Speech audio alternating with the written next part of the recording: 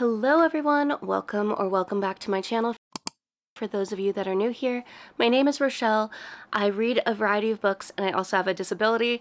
I first off want to apologize if my voice sounds a little bit weird. I am currently dealing with another cold, but luckily I'm at the tail end, so if I sound a little bit off, that is the reason why. But today what we're going to be doing is talking about the books that I read in the month of February. Nuggie is also here. She is going to talk about her favorite books too. Right, Nugs? Maybe not. Next time she will. Hold her to that. I'd say that February was a better reading month for me personally. I read some books that I absolutely adored and then a few books that really annoyed the heck out of me.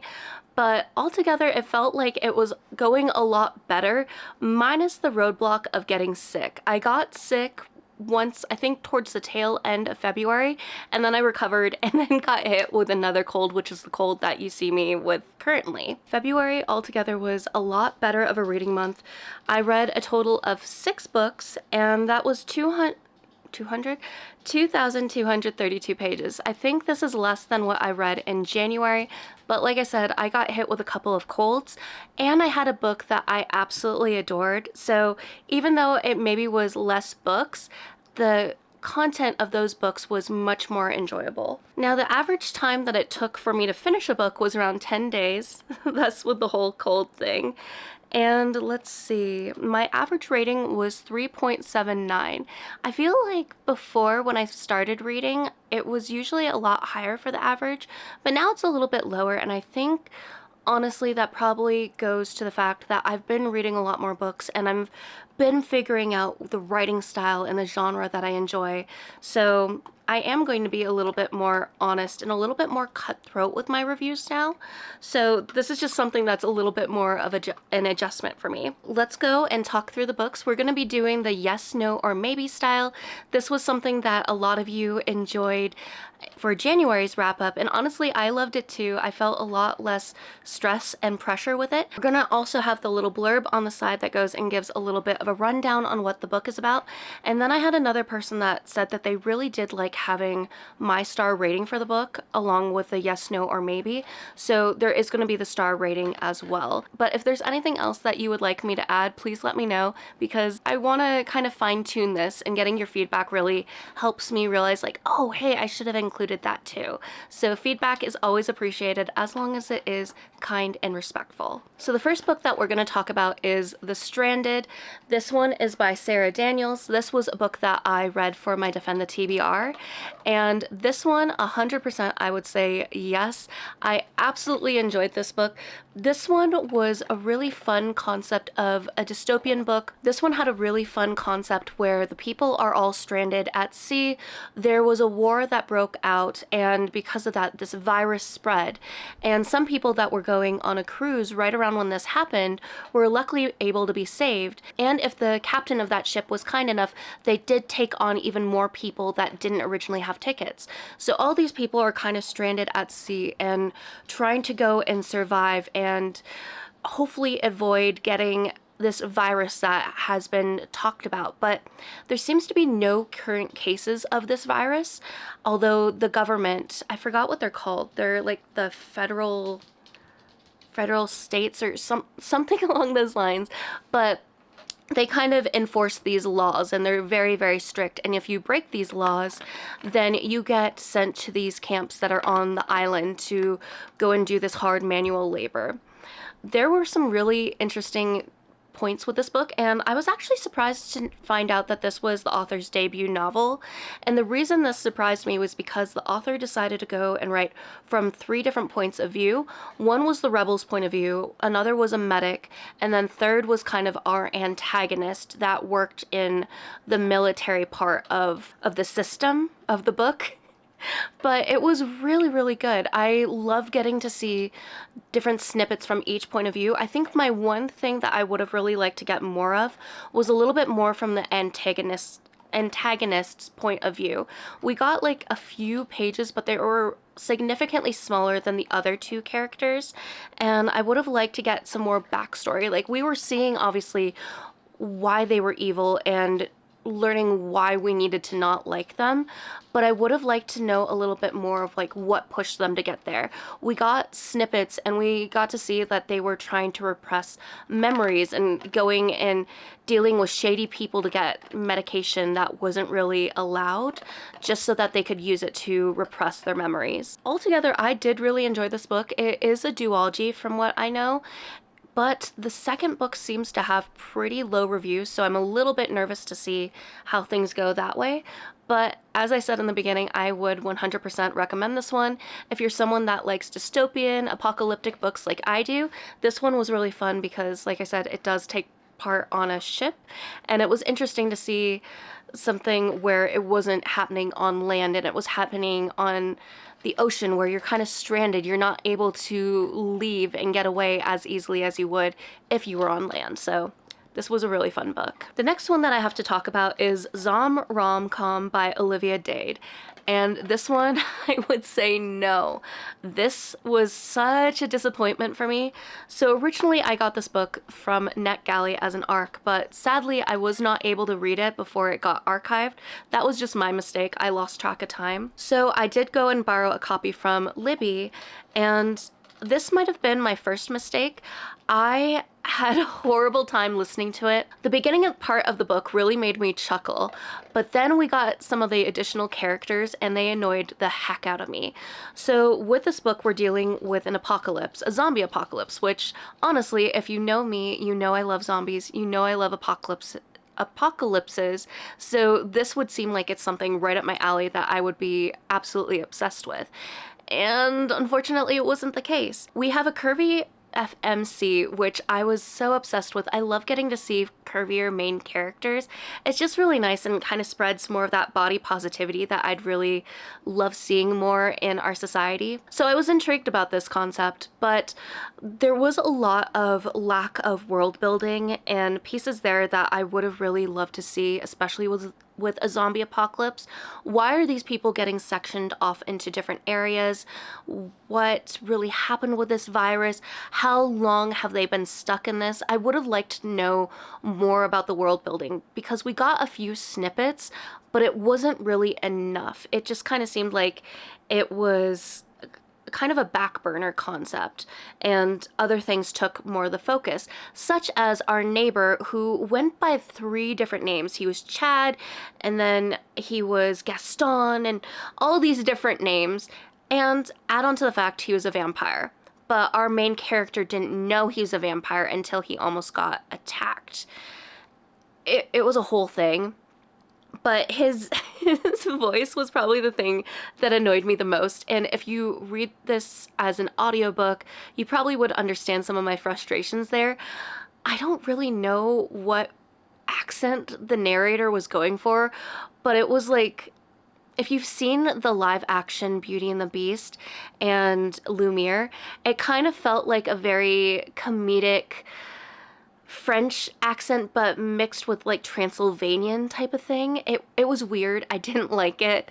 So there was that piece. There was also this very, very fast love attraction between our 2 main characters, where they get into this really intense moment, and then suddenly, next thing you know, there's just this huge attraction with them, and then one thing leads to another and they have sex. And that was pretty much a lot of the book. And we didn't really get to see a lot of zombies. There were also some trolls added as well in this book, and it was weird. I would have really liked it just being more of a zombie apocalypse book without this additional supernatural stuff that got added.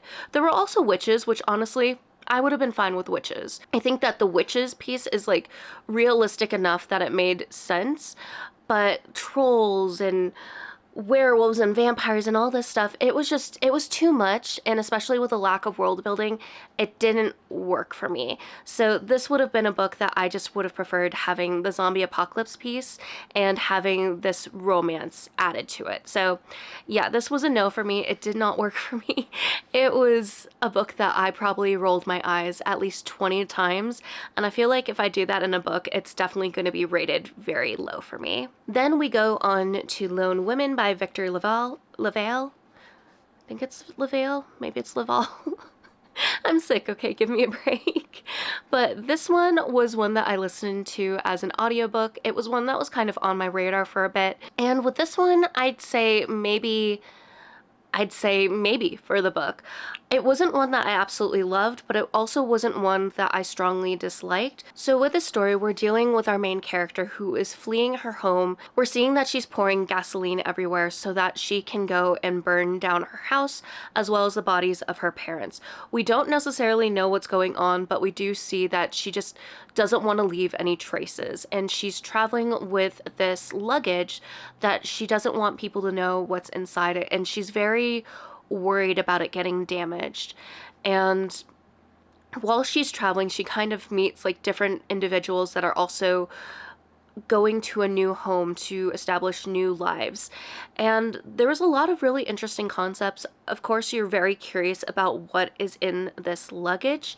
And then things kind of start changing at the end of the book, the middle to the end. And that's honestly where it started to lose me. However, that was also around the time I started getting sick. So I think it was a combination of these pieces that made it really hard for me to follow along with the story. I found that I had to rewind the book a couple of times because I felt like I was missing things and what exactly was happening. I think the book was really good, but I don't know if it was because of my cold or maybe the way the writing was.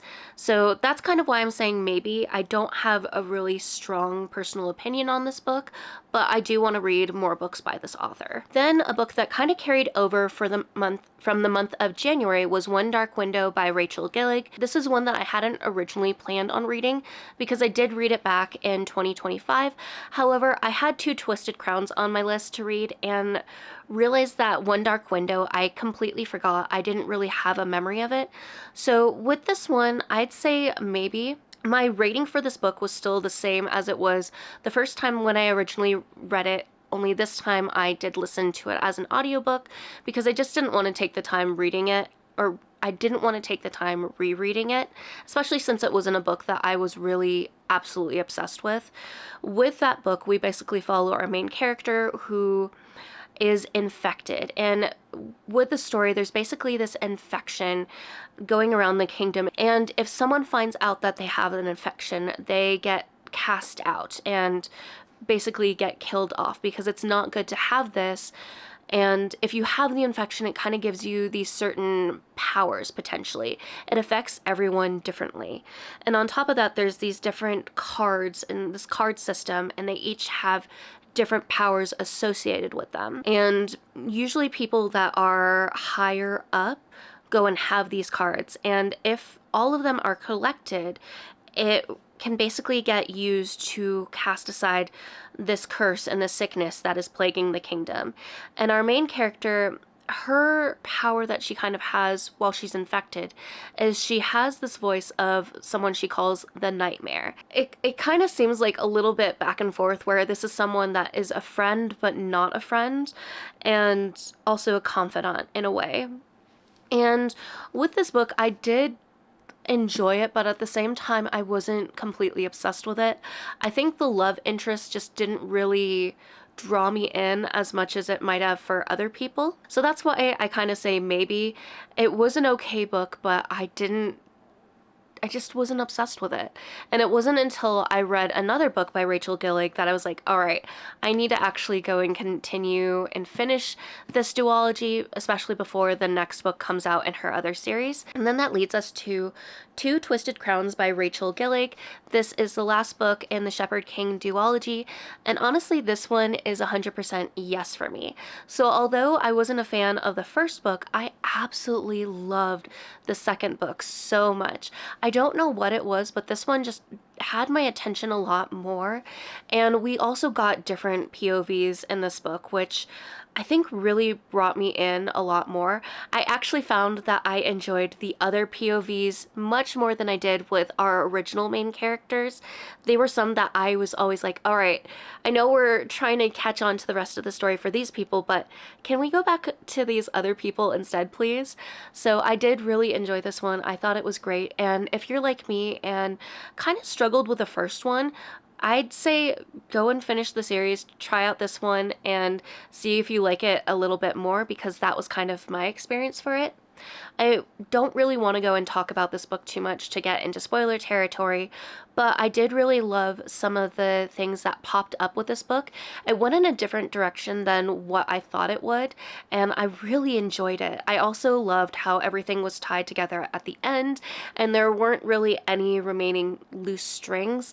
That is probably one of my biggest pet peeves, because when I'm really attached to a story, I want to know what happens. I don't want to leave it to my imagination to decide like, oh, well, maybe this could happen or this could happen. No, I want to know what the author intended. So I was very happy with how this book completed and finished. It was just really great and really fun. So that's why I say yes for this one. All right, and then last book we have to talk about is On Sunday She Picked Flowers by Yaya Schofield. Now, if you've been watching one of my previous vlogs that I had, I actually did go and talk about this book. I didn't really go into spoiler territory. That's not really something I really like doing unless I get really passionate and have to rant about a book, then you'll usually see me go into spoilers. But if you want to see a little bit more of my thoughts and my breakdowns on this, especially since I'm sick right now and not as articulate, then I'd recommend checking out that video. This book 100% is a yes for me. This was actually my first 5-star read for the year. It was so, so good. And I was very happy that I was able to get a physical copy from Saga Press, because I think I was really trying to get this through NetGalley. I can't remember if I did get it, but I have been finding out, especially right now, as I've been reading, dealing with a reading slump and also getting sick, reading physically is just something that works a lot better for my brain. So with this book, we're dealing with an older character who is living under her mother's roof. They kind of have a little bit of, I'm not going to say scratch that, it's not a little, it's a lot. They have a pretty difficult and strained relationship. The mother is pretty abusive, both verbally and physically, and our main character is just wanting to leave, to have her own life, but she can't, because there is this cultural piece, and anyone that is of a different culture, you might understand how the family system works a little bit differently, especially compared to a white family. So our main character is really wanting to leave and escape. She can't bear dealing with this any longer. And an opportunity finally comes, and she is able to leave. And while running away, she comes to this town, and it's a very white town, and people are kind of hesitant towards her. But one person goes and points her to this abandoned house that is said to be haunted and all of these things, and she takes it as her chance. She's gonna go and live there instead. And this house kind of seems very sentient. It seems to have a lot of different feelings, and our main character learns what type of stuff she needs to do to take care of this house. And if she does take care of this house in a way will take care of her. There's also these haints, which are ghosts and spirits of people that have lived in this house before. And so she's learning to coexist with these pieces. And then there's also an additional piece of this creature. She doesn't know what this creature is that seems to be stalking and watching her. This book was so interesting, and I loved the writing style of it so much. There is also a sapphic romance in this, which I really enjoyed, and then also a part of the story where we get to see from the point of view of some family members who did watch some of these horrendous acts getting placed upon her. There was a lot of familial trauma and a lot of heavy triggers. This was a very heavy book, and it is a horror, but I think with the horror that is in this book, it is a different type of horror from other people that can relate to some of these things that happened in the book.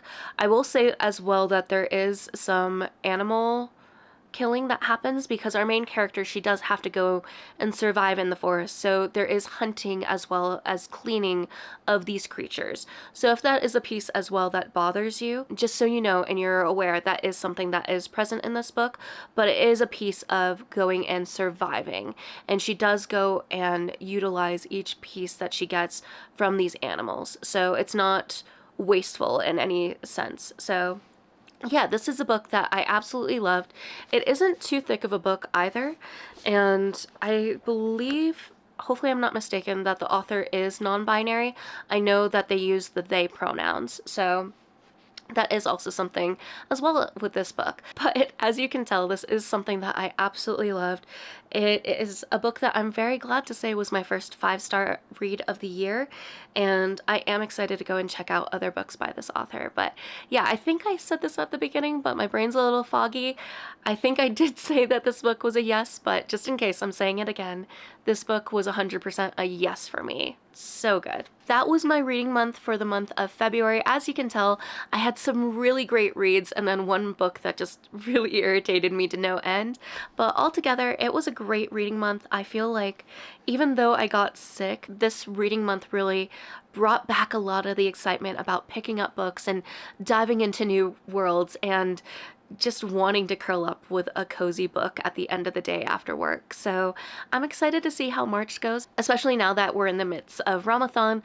I am hoping that once I'm done with this cold, I can start doing some reading sprints. So if you're excited for that, definitely go and subscribe to my channel, go and leave a like, possibly turn on the bell. I think the bell hopefully will notify you if I release a video, but if not, I do have a Discord channel as well, and that will also notify you whenever I have a new video out as well. And because I always forget to mention this, please also consider going and hyping my channel. It helps me out so much and helps bring my channel to other people that may not have been on this tiny corner of the internet.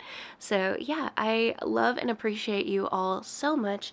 And if you got to this point of the video and you don't know what to comment, maybe go and comment some flowers, since number one, we're getting towards spring, but number two, for my first 5-star read of the year, which was on Sunday, she picked flowers. Thank you so much for watching, and as always, I wrap up my videos with this reminder to always remember that you're worthy and capable of amazing things. Bye, friends. Nugget, why do you do this? Why do you do this? Alright, I'm gonna get some behind the scenes. Nugget, why do you do this with your food? So Nugget likes to go and like take food out of her bowl, and then she walks away with it, spits it out, and then eats it away from her bowl, or just holds it in her mouth like she is currently doing right now. Yeah? This is gonna go on the bloopers, you're welcome. Why are you putting your food on my books now? Oh my god. Oh my god, Nugs. Here. Do you have a problem with books? We don't eat on our books.